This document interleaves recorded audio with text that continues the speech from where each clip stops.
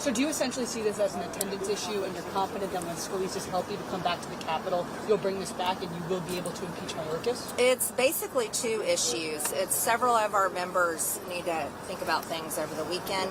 And then secondly, we look forward to having Steve Scalise back. And do you think that there's a chance that you can flip some of those GOP no votes? I mean, they went on the limb tanking this thing today. You think that they're going to change it? I would really love to see them go home and talk to their voters, the people that hired them to come here. I know that several of them have very strong Republican districts. And I also look forward to seeing Steve Scalise come back and then hopefully getting this done on the House floor next week.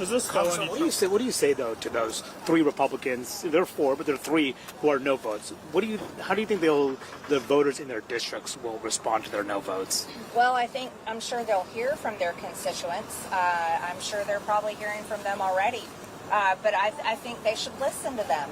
And, that's what we do. We represent our districts. And so I hope those that voted no listen to their constituents and listen to their voters. And again, I look forward to having Steve Scalise back. Of course, been praying for him this whole time to beat cancer. Was this a miscalculation, though, for the Speaker to put this down on the floor tonight? No, I don't think it's a miscalculation. You want to know why? I love transparency. And I'm happy that the American people got to see the vote record tonight. I think it's a good thing for our country. And I think that's the right thing, because then the American people can get involved. They can make phone calls, they can show up, and they can express their wishes, what they want to see their representatives do. So no, I don't think it's a failure at all. We saw you having a pretty intense conversation with Gallagher on the House floor when the vote was open. What were you saying to him? And what was he responding? I was explaining to him that we have 6 pages in our articles of impeachment citing where Secretary Mayorkas has broken federal immigration law.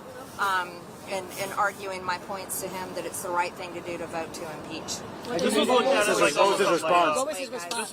How did he respond? He doesn't think that it's very clear in his mind. Again, I think he's got a full weekend to hear from his constituents. Hopefully it becomes a lot more clear. This was looked at as almost like a layup impeachment for Republicans. The Joe Biden one was going to obviously be more difficult. Do you think this spells some trouble going forward for any kind of Biden impeachment? This should be a layup impeachment vote. If you were to ask the American people, I tell you what, if we could have the American people have their own voter cards and go in there to vote, they would have easily voted to impeach Mayorkas, and they would easily vote to impeach Biden.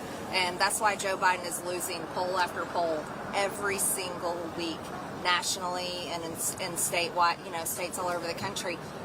If you ask the American people, a lot of things are a lot easier, but it seems to be more complicated. But after this vote, are you worried about a Biden impeachment vote if this one failed? I'm focused on this one right now, and we still have more depositions to do.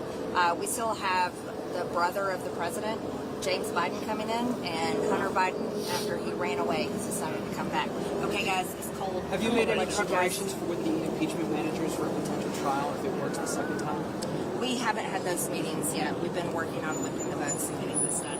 Are you going to pressure those 3 Republicans to flip? I don't think I have to. Why is that? I think the American people are going to make a list. Now, if you bring this back up, how important is it to get it right the second time? And, what's at stake for having a second impeachment that will potentially fail? I think there'll be a good plan in place to make sure it doesn't fail.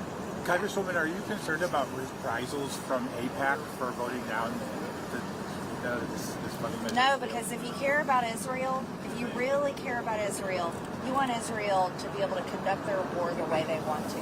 And if the money becomes a hook, then the State Department and the Biden administration will want to get involved and start telling Israel what to do with their war, when to do it, and how to do it.